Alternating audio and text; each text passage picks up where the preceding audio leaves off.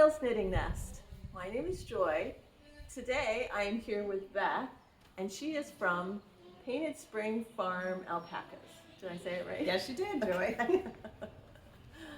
We are out in, what county are we in? This is York County, Pennsylvania. York County. And you're not too far from York itself. No, I'm about 10 miles from York and maybe 20 miles from Gettysburg. Okay, Gettysburg is west. Gettysburg is west of us. And York is east. Okay. And we're out in the countryside. Yeah. This is a beautiful area. It's not too populated. There's a lot of farmland around us, and luckily right now there's not a whole lot of houses being built, so we like it out here a lot. Yeah. How long have you been in this particular spot? I think we've been here almost 15 years already. Yeah. Time flies. Where were you before then? We were just in York County, closer to, we were a little south of York. So, okay. Yeah. But my husband and I are both York County from birth. Born and bred. Yeah, we are. You like it here. We're in the barn, and there's birds flying overhead, and there's alpacas over next to us, which you may hear in the background. And it's a beautiful day today. Really nice out. So tell us how you got started with the whole alpaca thing. Well, we had a farm in southern York County as well, where I had a couple horses. And I took a spinning class. I believe it was probably in the late 90s. And I learned how to spin. And I think I dabbled a little in weaving. I had always been a knitter.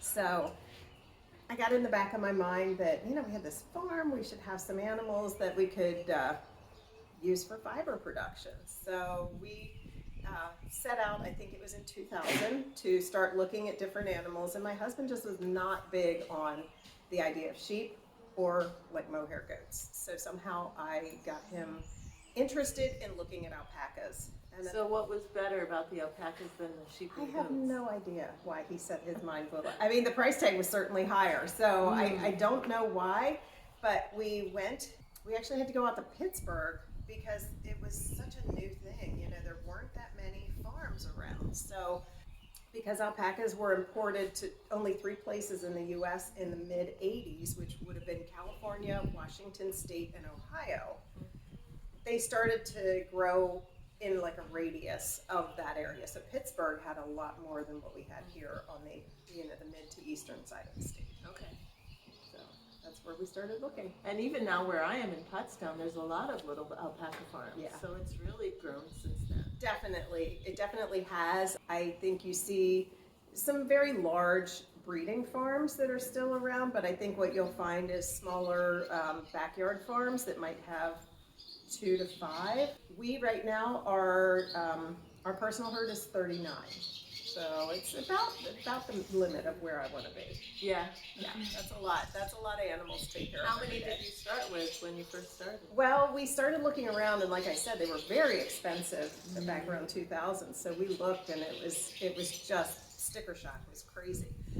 So I found someone at a show who lived in New York State who had been breeding animals for a few years, and of the first 3 years I believe he bred, he ended up with 24 male cria, which are babies, not a single female. So he was desperate to get rid of some of his boys, and the price was really good because he was going to sell them, just to basically get rid of them. So we started out with 3 boys because that was a economical way we could see if we liked it. We could harvest the fleece, we could still use them.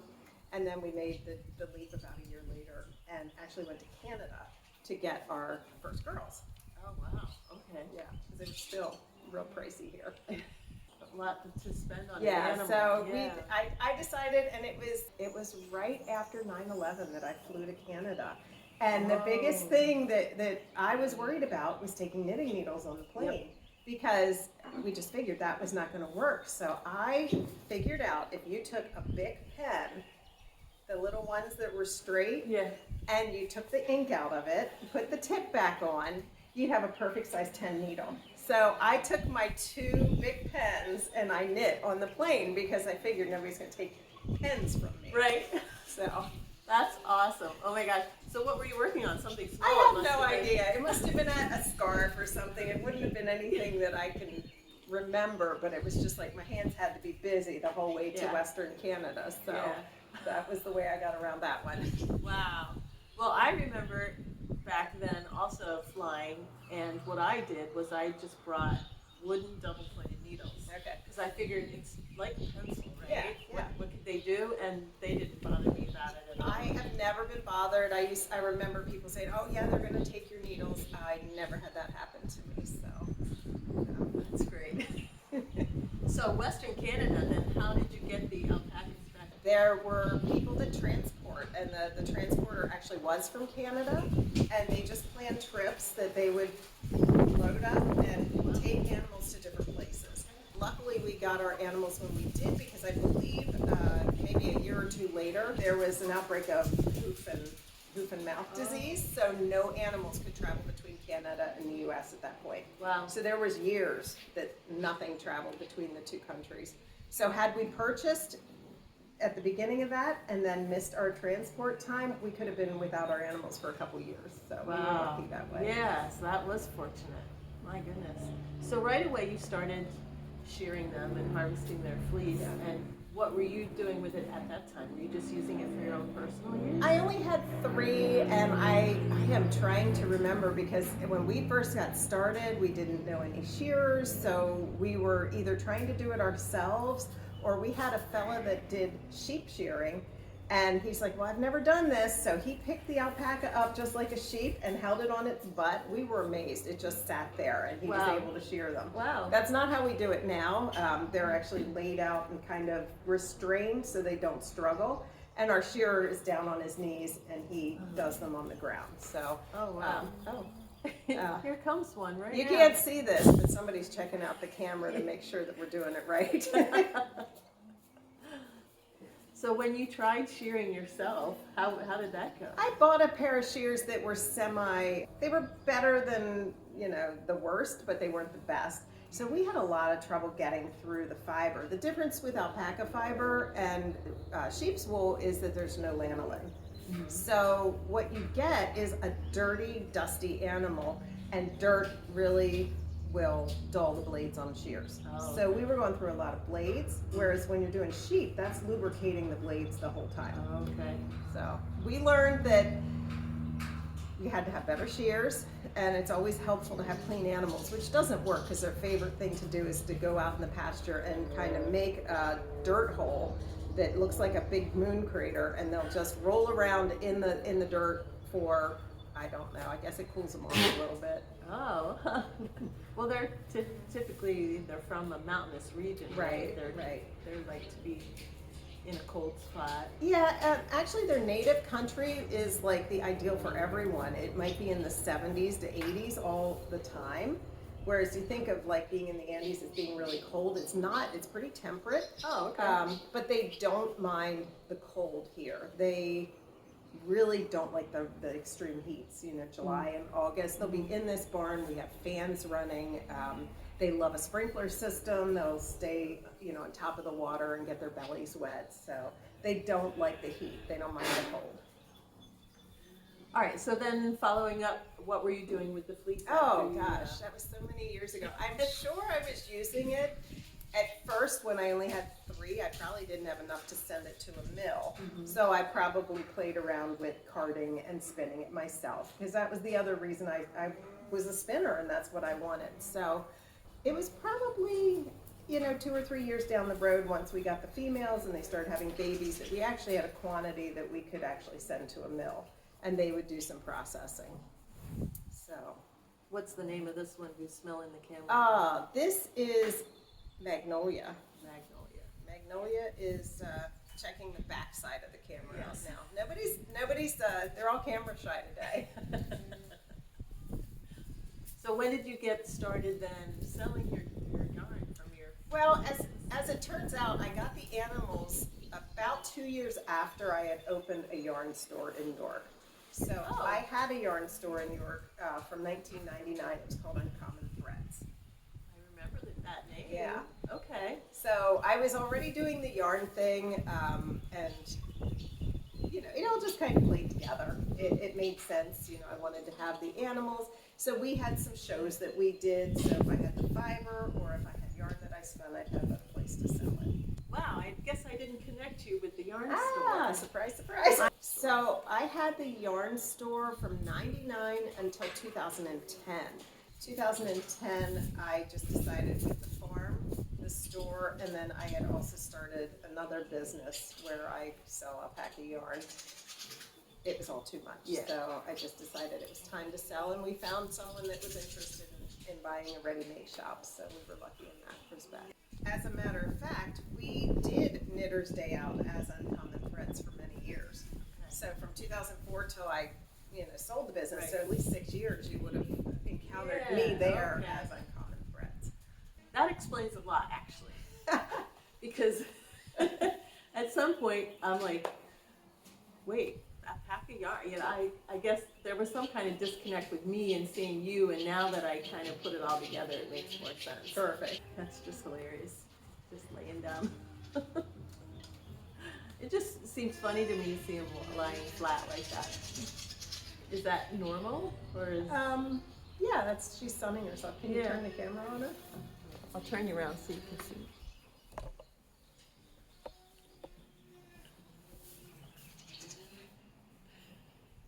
She's sunning herself, getting nice and warm. So these are some of the bags of the wool that I got. These are ones that are not sorted yet. Okay. But I have a whole bunch that are. Let's just see. I haven't even dug into this wool, but I think it looks like it'll be lovely wool. Mm-hmm. It doesn't feel super greasy.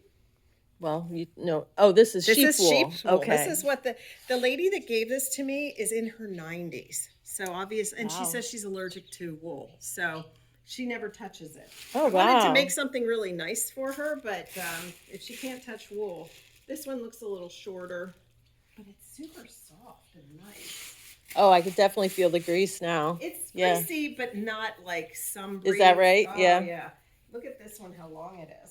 You've got like 3.5 to 4 inches there at least. Now, when it gets washed, it'll be beautiful white. It's amazing how white that will be. so the brown is all basically just dirt. That's dirt that gets into the lanolin and just kind of sticks. We kind of get the same thing with alpaca fleece. Let me see if I can find one here. This over here is what I've already sorted. So these large bags are ready to go to the mill. Okay. And like I said, we kind of divide them out into different grades. So this one is a grade 3-4, which is going to be a higher micron. So I might make a sock yarn with that or something that's not necessarily up against the skin. I said it's hairy, which means it has some guard hair throughout, but all of it has that. So I'll probably send it to a mill that can specifically work with that and use a dehairing machine. And it's about 3 inches long. So that gives me a good consistent batch. And that probably is more than enough to make a nice big batch of yarn for me. Okay. So, yeah, so all of this has been sorted, and I only have a few left that that need to be done. But let me show you one of these noodles here. These are my sorting buckets that I have on the table. So as I start to sort this out, it'll go in based on whether it's something that I want to throw away and put in my garden, something that might be long enough and good enough to use it in roving, or actually used in yarn. Okay. What I have left, I did all the fun, beautiful fleeces first. So what I'm left with is the ones that are kind of So I can't guarantee that this is going to be a gorgeous fleece, but you see, when we undo our roll up, I know we all started every fleece at the butt end. So this would be the neck end. Okay. This is basically, this is the outside edge, which I have to peel back a little bit. Oh, I see. And you can see this is the cut edge. So if you come in here real close, this is a good example of guard hair. These would be second cuts because they're short. So that actually just goes on the ground and we sweep it up into a pile.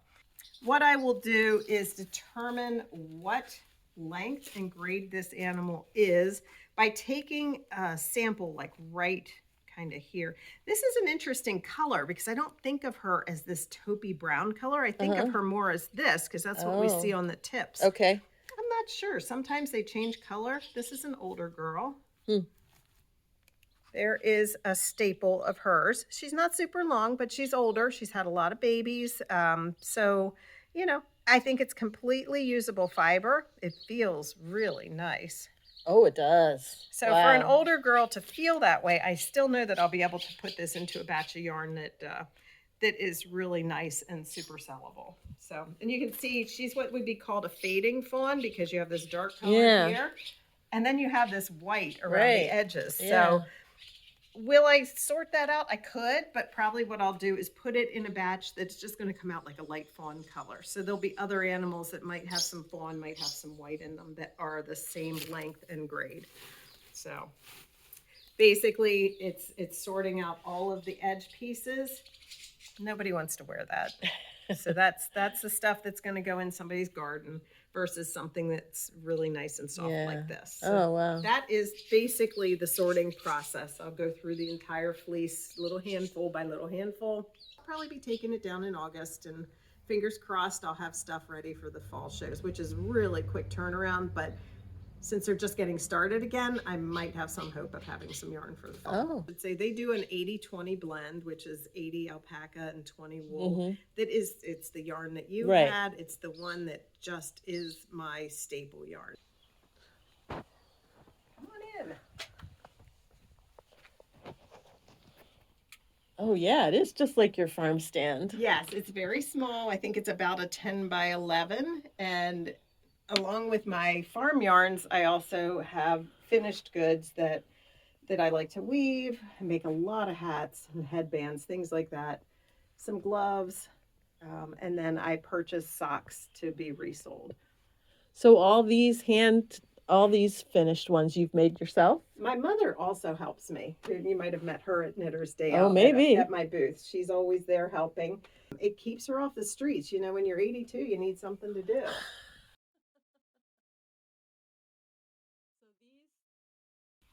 Where did the socks come from? So some of the socks come from commercial businesses that bring them in from Peru, but I also in New England.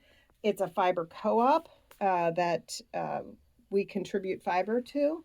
So things that I don't process, I usually send to them so that nothing's wasted. Yeah, okay. And they make products. We also have socks from a company called Frog Creek. I don't see Frog Creek on here, but that is a Pennsylvania company. But she buys her yarn from Peru and makes the things. But it is a Pennsylvania business.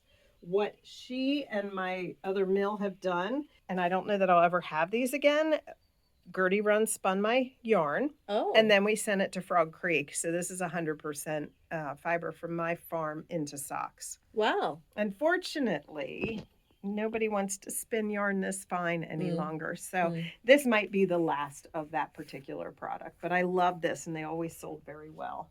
And how about these guys? Where do they come from? They come from Peru. People ask me all the time, do I make these toys? I do not make the toys. I love to sew, but I don't love it that much.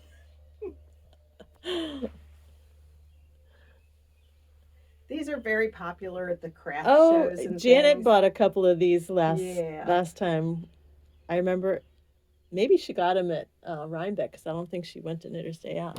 The thing with having a store and the different events, knitting is great if I'm going to a fiber show where I can sell the yarn to people who are interested in it. But when I do another type of show, I have to have things like the socks and the stuffed animals. Yeah.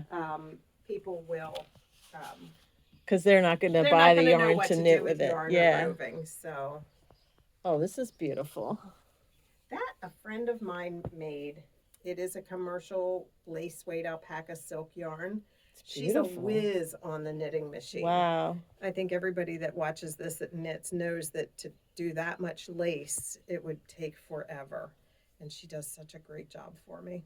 So she has a machine then? She does. And she's actually helped me learn how to do some stuff on the machine as well. I've done some machine knitting. Some of these headbands I've done on the knitting machine. Oh, okay. So I like to do a reversible kind of that's fun kind of deal. It's one of those things when you're trying to sell product and keep it at a reasonable price, to do that much hand knitting takes a lot. So I try to make my life a little easier when I can. And then you wove these yourself? I did weave that, yeah. That's beautiful. I believe that was a gradient commercial sock yarn that I wove with, but the actual weft that I warped the loom with, so that would be this part, is one of my yarns. And I was really pleased with how this, I actually wove this at the 2023 farm show this year. Oh, so I have a booth. I have a do you booth have a little up there. rigid heddle or something? No, I took my floor loom. Oh, really? Because I wanted people to come to the booth to watch what I was doing, and it was a great draw for people to see that. So at the farm show, I obviously had yarn, I had the finished products, and then I was there weaving. So it was really a good way to get people interested in what I was doing. You must have like a pretty serious trailer to cart all this stuff around. I have a couple different trailers. We actually bought a camper 2 years ago with what's called a toy hauler in the back. And you could put an four-wheeler, or you could put a motorcycle or your kayaks or whatever. Okay. I put my yarn racks in the back and take them to shows. And then we also have a place to stay at the shows. So that's a lot of fun. That is. Now, does your husband often go with you? He does. He's taken up more of the responsibility because my mom, like I said, is 82. And Knitters Day Out is about her speed. Mm-hmm. I told her a couple years ago that I wanted her to make it to 80 years old at Rhinebeck. And of course, when she was 80, we had COVID. So they canceled the show that year, and she came back with me 1 year after that. And she goes, okay, I did Rhinebeck when I was in my 80s. I'm done. And so now my husband definitely comes and helps us with that. So what is this? So I have a whole bunch of hand spun over here as well. Oh, okay. These are all just different hand-spun skeins that you I've just done. threw together. Yeah. So they're unique, one of a kind. Yeah, all of these are one of a kind. My favorite way to spin is just taking random colors, and however they come out, they come out. So yeah, that's very fun. I just think it's a lot of fun. I usually, keep them here for sale. If they don't sell, I might make something out of them. Sometimes it's really hard for me to use my hand spun because I'm like, oh, it's one of a kind. What am I going to do? I'll never have this again. So, but yeah, I like doing it. Let it sit on the shelf and look pretty instead of turning. That one, I think I sold all of what I had. That was a sample for a roving that I had. It's beautiful. Thank you. Yeah, that's always the question, though. Like, what do you make out of something that's so special like that? Right. And I mean, it's because I do so much knitting and weaving and crocheting and everything, I can't keep it all. So I'm glad that I have outlets where I can make, because I love to create, and then turn around and sell it. Yeah. So I have to let it go. So this is That is a fingering, laced to fingering weight. I believe that one's 100% alpaca. Including 50% Surrey? Surrey alpaca is, so there's Wakaya, which we didn't talk about. My alpacas are all Wakaya. So if you think about like a teddy bear kind of animal, that's a Wakaya. Surreys are the long dreadlocks. Okay, the long dreadlocks are the Surreys. So what that is, if you think about fiber, it's unusual. It's kind of like my tencel that I'm wearing. It's a shiny, silky. So sometimes I feel like this yarn has a cooler feel than what the Wakaya does. Yeah. It's just like a natural, cool feeling to it. So more silky. Yeah. Yeah. So I have some lace weight like that. I have some worsted over here to your right. This is worsted, but I find that DK is the weight that I like to do best. And there we have some bulky. But yeah, definitely DK is my go-to. Which weight do you sell the most of? DK. Well, we're back. We had a little technical snafu, so we're starting over again. Beth is back here with us. I had another question I wanted to ask you before we launch into the projects, and that is, where does the name Painted Spring come from? Oh, that came from my original farm. My desire was to raise paint horses, which I had a few of. And our property was just filled with springs. So we named the farm Painted Spring Farm, and I did design work under Painted Spring Designs, and we've just kind of carried that name forward here. What is a painted horse? Painted horse would be like a pinto. It would be something with like a brown color with white spots on it, which kind of explains my interest in my Appaloosa babies, because I have some that are white with brown spots, which I really love. So it kind of carried through. Oh, wow. So you just have you don't have any adults of that? Yes, I do. I actually have adult animals that are spotted, and then the hope is when we breed them that they will produce those spots as well. Okay. All right, so tell us about what you're wearing today. So this is a project that I think it was a COVID project. It is called Windows to My Soul by Hohi, and it originally was a cardigan, but I thought since I was using two different yarns that I would just make it like an empire waist with a fuller skirt. The yarns are by the Alpaca Yarn Company. This one is bottom one is a brushed Surrey lace. And the top one is a blend of Tencel and baby alpaca. Both lace weight and fingering weight. A lace weight on the bottom, Yep. Fingering weight on the top. Yep. It's interesting how the fingering weight, the colors look kind of crisp and clear. Yes. And then in the Surrey, it's very kind of smudged almost. It is, and it's interesting when this is dyed. Colors are very intense in the skein, but of course when you open them up, it's like, I don't know, you're dyeing those little wisps that come off of the yarn, so it definitely softens the color. But I believe these were dyed in the same dye pot. Well, you can definitely tell that they look like they go together. Yes. And it's just the yarn itself that makes it look exactly different. That's pretty neat. Yeah. Okay. So anyway, this is Mariquita, which is the top part of the sweater I was wearing, and this is Halo Watercolors, which is the bottom part of the sweater I was wearing. Not necessarily in the same color, and you can kind of see it that way. Yeah. They take same the recipes. dye very differently. Yeah, they take the dye, and you can see how intense this looks. Yes. In the lace weight, whereas when you take it apart and you knit it, it's going to be a lot less intense than what you're seeing there. Yeah. And then you had said the Alpaca Yarn Company is another business that you own? It is. I purchased an ongoing interest in a business back in, I believe, 2004. It was the Alpaca co-op that the National Alpaca Association had, where people would put fiber in and get product back. They had done different things. They did yarn, they did clothing and socks, and they just decided yarn wasn't the way to go for them. So they wanted to divest that. So that's when I jumped in and I purchased that part of it.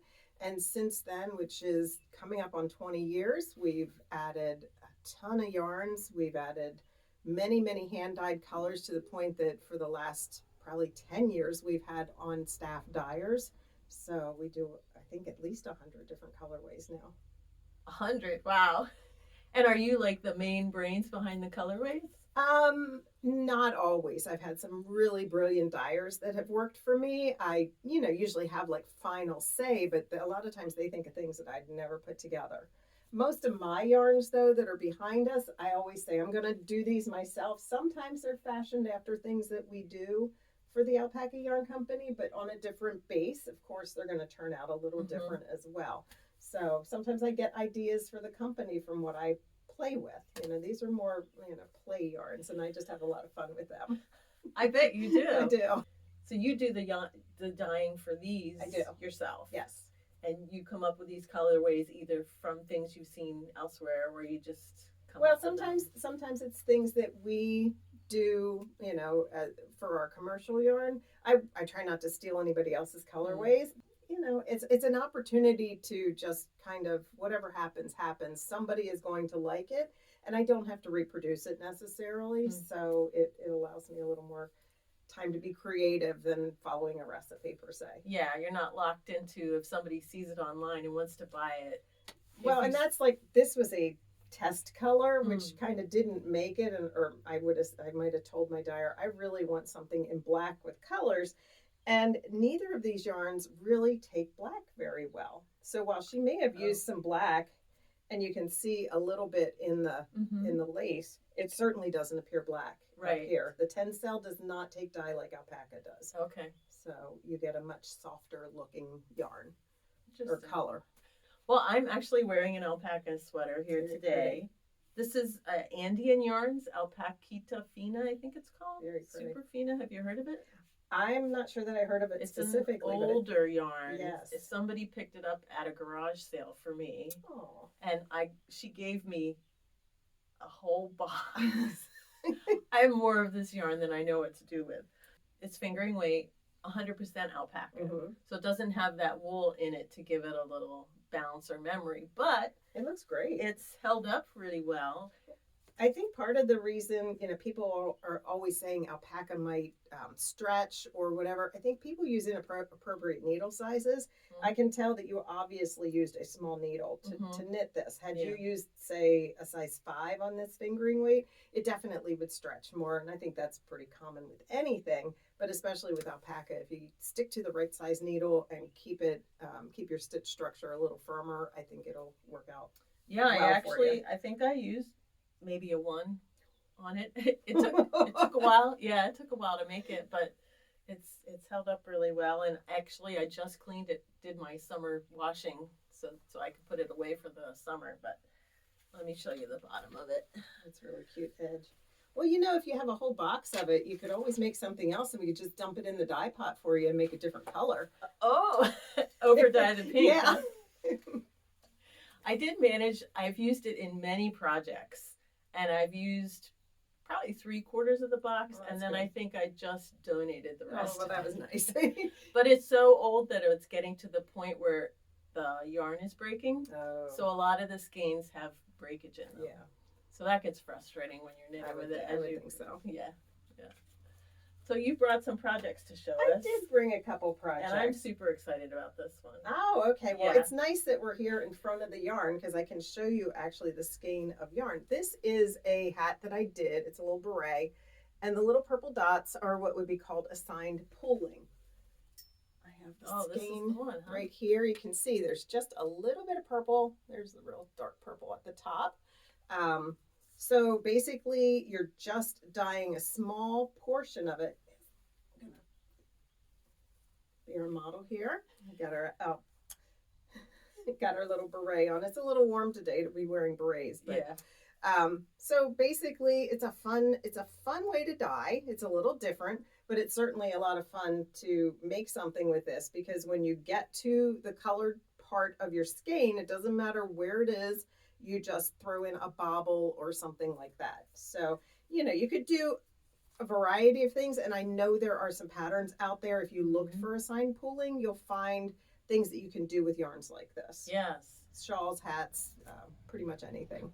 And you just did like a regular bobble. Yeah, I didn't do anything super special. I had looked at a pattern and I didn't like the way my bobbles were coming out on that one. So I believe it was just something where I did like a knit, purl, maybe 5 stitches in one stitch and then purled back. And then I can't remember if I did 3 or 5 rows. I'm very bad about that kind of thing. But, you can find a bobble pattern and kind of throw in whatever you like. You know what? What? I was actually thinking about teaching this next year at Knitters Day Out. Oh, cool. So maybe we could do a collaboration. Yes. And I could make a sample using your yarn and I could teach your pattern. That would be kind of fun, actually, because I had already been thinking ahead on this. And of course, we had to have our class descriptions in by January, and I wasn't thinking about this until January. You always think of the best ideas after the fact, don't you? All right, what else you got? Well, I had a list of what these patterns were called, but I will try to remember. This one is called the Rosewood Cowl, and it was a fun pattern. I like the idea. This is a yarn by the Alpaca Yarn Company called Espiral. It is a random dyed skein, or it's a random marled skein. So what that means is you could get black and white plied together. You could get gray and black plied together. You could get black and black plied together. It's just random. And then the color is over dyed. So it's not really super, the colors are pretty consistent, but you know, you can see that there's differences. Yeah, it within goes this. from like a yellow to a blue to a green, and then there's the darker charcoaly or brown. And because there's darker and lighter colors in the skein when it's being dyed, it appears different. So the pattern originally, I believe, was almost twice as long as this, but you know, for a cow, this is just a good, I don't really want it much bigger than that. And it's warm. Yeah, it's very warm. I can't imagine having twice as much around my neck. This is just perfect. It fits in your coat. Is that a worsted weight? This is a worsted weight. And the original pattern called for just rows of this design. Oh, okay. And it is a slip stitch pattern. It's kind of a bobble. And I looked on Ravelry, and some people did the dots. And it's basically just carrying the yarn on the inside and getting the bobble. And I'm not one to do anything boring, so I thought it would be way more fun to just alternate those and give you a little more interest in the cow. So oh yeah, I like it. So yeah, that was a fun little project. Took 2 skeins of yarn, and actually I don't think it even took full 2 skeins. So that was a fun one. This is the yarn that cow was made out of.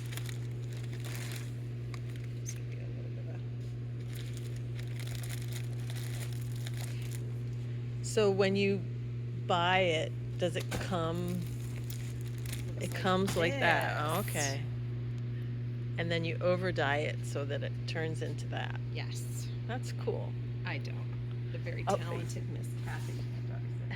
It's fun. Do you do all your dyeing of yarn, or do you also dye like the fleece or the roving? Personally, I dye some, for the farm, I dye fleece before it's made into roving.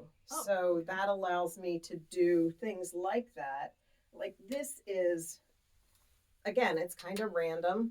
And that was a roving that I did. And the way it looks, because there's a lot of white, I probably spun the colored ply and then a ply of just plain white and then put it together.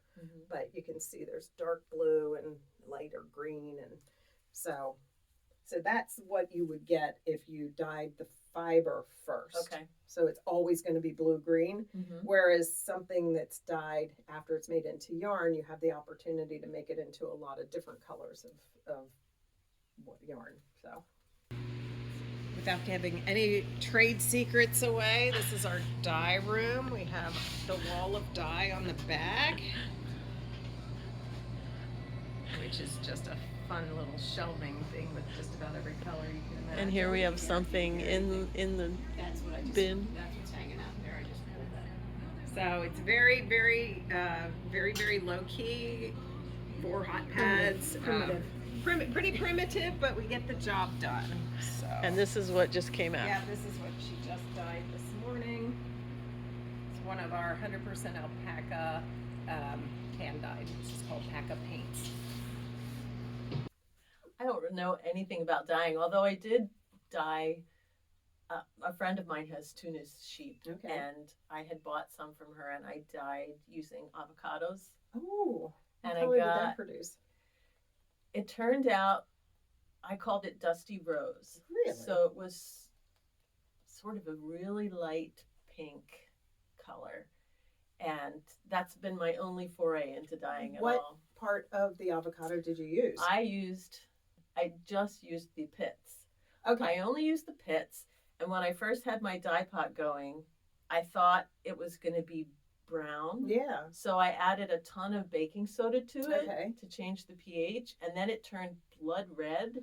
The dye was blood red, but then when I dyed the yarn, it came out like very light pink. Yeah, I think it's and hard most to get... of the dye was still in the water. Yeah. But I'm glad to hear that you actually could have guacamole and dye the yarn. Yes, I did. Yeah. I had people saving me their pits for about 6 months, and I kept them in my freezer. Oh my gosh. Yeah. So it took a lot of pits to get that done. It did. Wow. Yeah, and I had one pot about like a big stock pot. Yeah. Did you have to break them open, or just the outside that you used? I think I cut them into quarters. Oh. They're pretty hard, aren't they? I think after being in the freezer, it wasn't so bad. Okay. I don't remember it being I'm learning hard. a lot here too. That was during COVID. Oh, that perfect. That was my COVID baby. Nice. When I had nothing better to do. We all had those, didn't we? Yep. Well, I had made something out of your yarn. Okay. And actually, I see it right here. It's these two colors. Oh my gosh. Oh, how lovely. That's awesome. I wasn't sure which ones it was specifically, but that's it. That's it. So this is colored 21-08C. And this one is 20-08D. You have to forgive me. I do not come up with all the creative names, only because they are like one-offs. I'm not going to ever have them again. So I don't have the fun names that some people give their yarns. I apologize. So this is what I made. It's also a cowl, but it's a Mobius cowl. And this is from Kat Bordhi, who's famous for her Mobius cowls.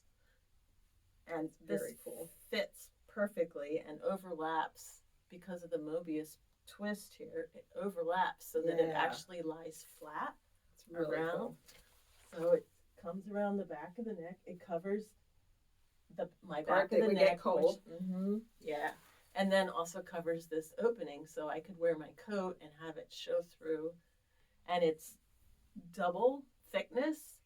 That's really nice. If you've ever done a Mobius, you start at the center. Okay. And then you work upward. So the first Mobius was orange with the blue. What would you call that color? It's kind of a teal. Yeah. Orange with the teal design. And then the opposite on the other side, orange with the teal design.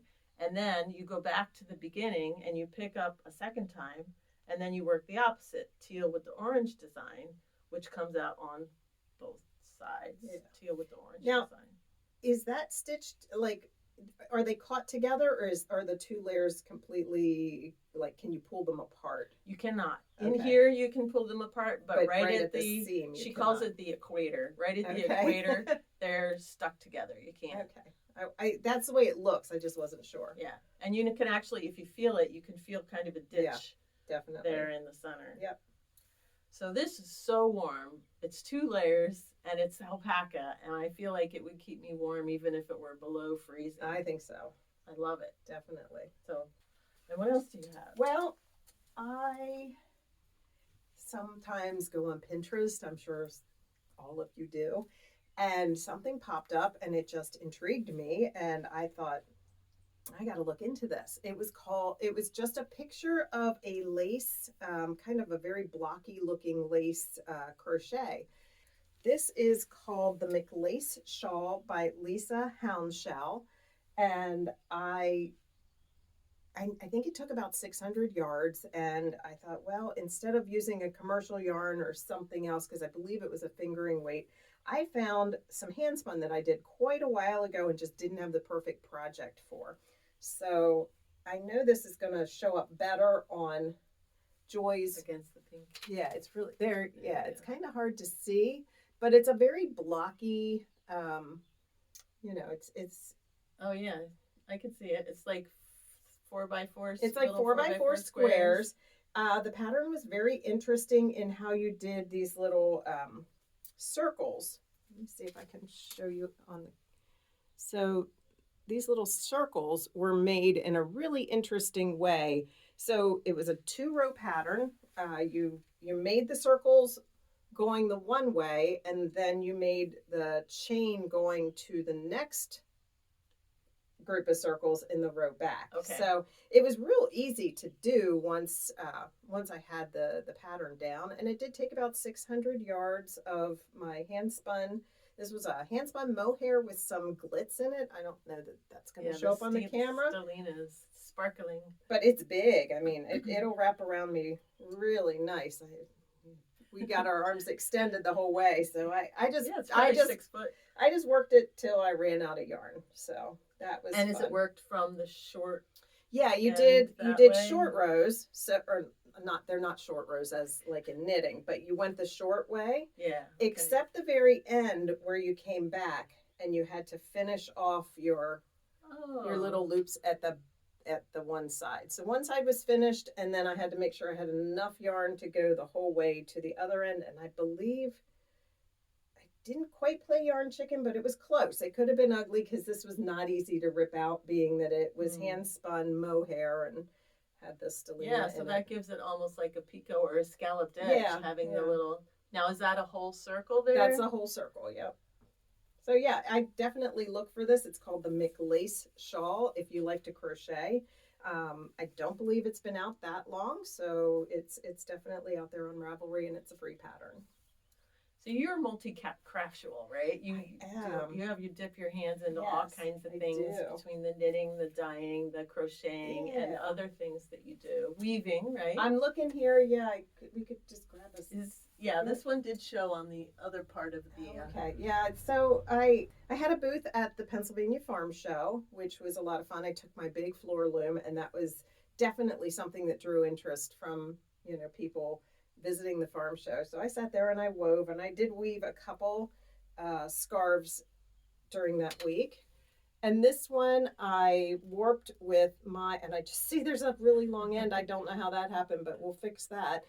See, it's good to look at these things. So I warped it with one of my farm yarns, and then I believe this was woven with a like a color changing sock yarn. So it's real fine, but yeah, that was fun to do. So I do love to weave. That's one of I have 3 looms in the house, 2 set up and 1 smaller. So are they all floor looms? 2 floor looms and a rigid heddle.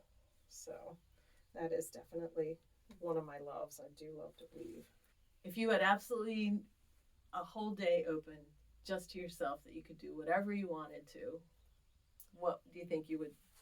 In a winter day, I have my favorite loom set up in my living room with a fireplace, and I'll sit and, watch a movie or whatever in the nice warm room, and I love to weave. So I like doing that. I like to sew.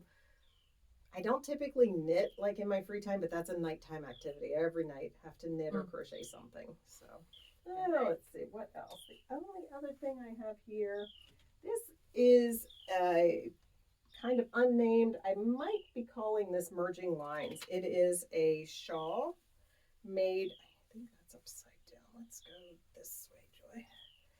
I just wanted to have some fun with shapes and things. I'm not much of a shawl person myself, but I do like to putz around with some patterns and things. So I believe might call this merging lines, and it's made with a sock yarn called Paca Peds. And it's sold in a kit with 10 mini skeins. 10 little mini skeins. So I think it's about 1,100 yards. And I definitely played yarn chicken to get this done because I wanted to have a nice I-cord edge. So you can see there I did a 2-color edge, and I worked that for a while. And then I went to all green, and I went to a different color. And down here I have green. So yeah, I was using every last bit to get my edge finished. And I figured, it really doesn't matter. You can do what you want, because I hate making people feel like if they don't follow the directions exactly, they're doing it wrong, because I don't ever follow directions. So, but this is one that's about 3/4 of the way finished being written. I just have to get it out there, get it test knit, and then I'll be able to offer it as a pattern. Each of the 10 mini skeins, are they each a different color? Depends on the kit. This one, I believe, has 5 colors, 2 of each. Okay.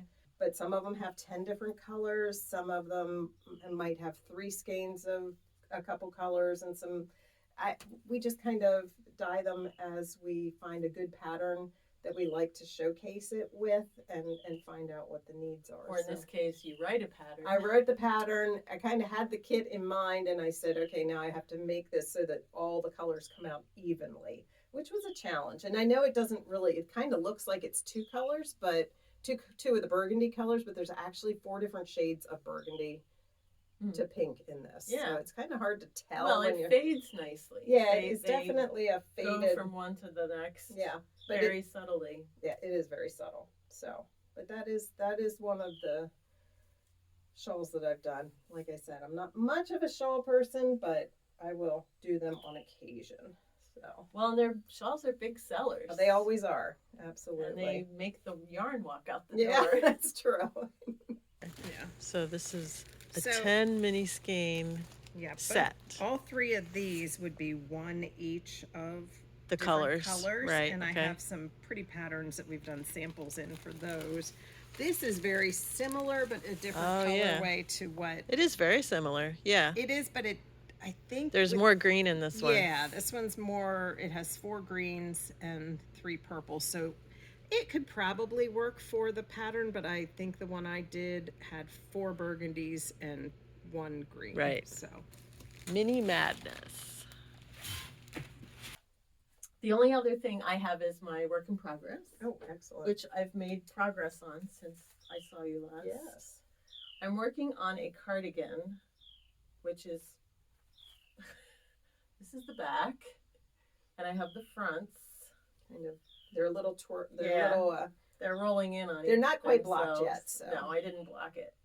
I'm one of those people that I don't block before I join everything. I Makes usually sense. wait till the very end to Yeah. block it. Some people block everything and then sew them together. That's not me. Okay. And Do you have a reason for that I choice? just picked up my sleeves. The reason is, why bother? I personally just don't see. So some people say if you block it, it's easier to pick up along the edges That could be true. and easier to seam. Right. I just don't find that to be. It doesn't bother me to pick up along. An I edge do that's so not many blocked. things in the round that's not really an issue. I don't really have a Mhm. choice, but my case for blocking the pieces would be it's way easier to block a flat piece than something that is True, 3-dimensional. true. So that But would I be figure down the road I'll be washing it as a whole piece anyway. Right.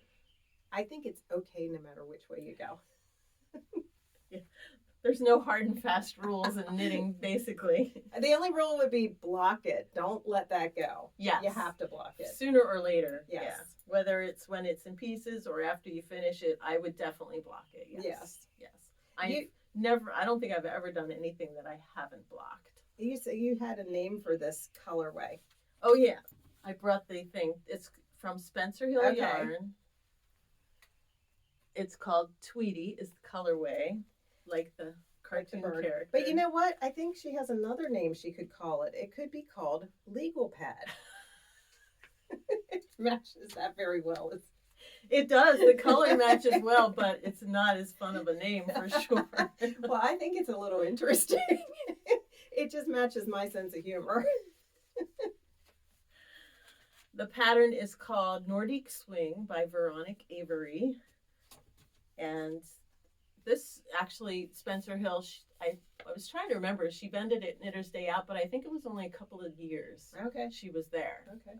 And then post-COVID, I bought this on one of her COVID sales Okay. at the beginning of COVID. And then she told me that she's probably not going back to Knitter's Day Out. She's from New York, Oh. and she does a lot of shows up there. So this is coming along. It's I'd say sport weight, yeah. so it'll be ready for wearing in the fall. Oh, yeah. Yeah. It'll probably be too heavy for summer. Yeah, it's 100% wool, right? Yes, 100% wool. Yeah. And you said you wearing the alpaca in the summer is okay up to a certain point. Yeah, today is a cooler summer day, and I will probably wear this. I'll go into work with this on, and it will be perfectly comfortable. If it was, 90 and sunny and very humid, I probably wouldn't want to wear this. I mean, that's obvious, but for the most part, I think alpaca, especially if it's done light and airy and kind of lacy, it's very breathable. So Now, since you've done this on bigger needles, at least the bottom part, do you find that it has grown since you made it? I don't think so. I mean, this is just so light.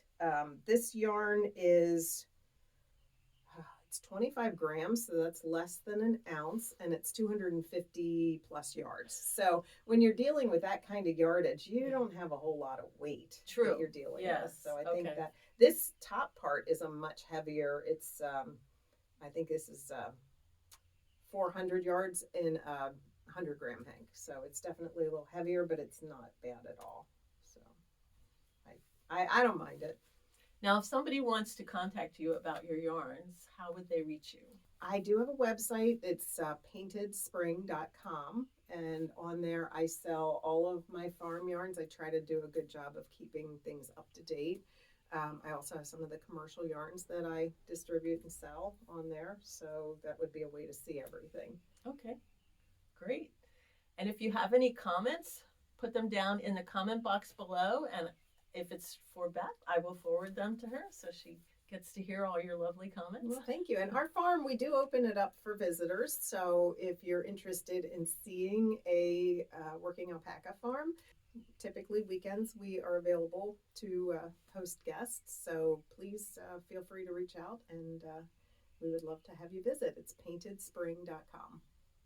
Great. Thank you so much, Beth. Oh, it was my pleasure. Again. Again. Let's say goodbye. Bye-bye. Thanks for joining us today. Bye-bye.